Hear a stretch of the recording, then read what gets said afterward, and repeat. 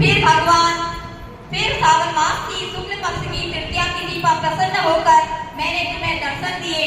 तुम्हें दर्शन देने के बाद तुम्हारी मनोकामना को पूरा करने का वचन देते हुए तुम्हें पत्नी के रूप में स्वीकार कर लिया। इसके बाद तुम्हारे पिता भी ढूंढते हुए गुफा तक पहुंच गए। आपने अपने पिताजी को कहा कि मैं आपके साथ तभी चलूंगी जब आप मेरा विवाह सिद्ध के साथ करवाओगे। तुम्हारी कठोर तपस्या हट के आगे पिताजी की एक न चली। उन्होंने ये विवाह करवाने के लिए हामी भर दी।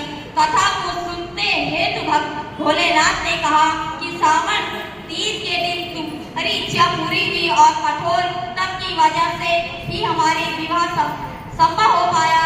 तभी से ऐसी मान्यता है कि जो भी महिला श्रावणी तीज पर व्रत रखती है उनके वैवाहिक जीवन के सारे संकट दूर हो जाते हैं, साथ ही सभी मनोकामनाएं पूर्ण हो जाना चाहते हैं। ये बात सुनकर पर्वतराज खुश हो गए और उन्होंने शादी के प्रस्ताव को स्वीकार कर लिया। फिर ये खबर जब उनके पिता ने उन्हें बताई तो वह बहुत दुखी हुई। फिर उन्होंने ये बात अपनी सखी को बताई। तुम्हारी ये गाथा सुनकर उसने अपनी सखी को बताया तो ये गाथा उन्होंने अपनी सखी को बताया तो उन्होंने घनघोर जंगल में उन्हें तप करने की सलाह दी। फिर अपनी सखी की बात सुनकर तो मुझे पति के रूप में प्राप्त करने के लिए जंगल एक गुफा के अंदर रेत की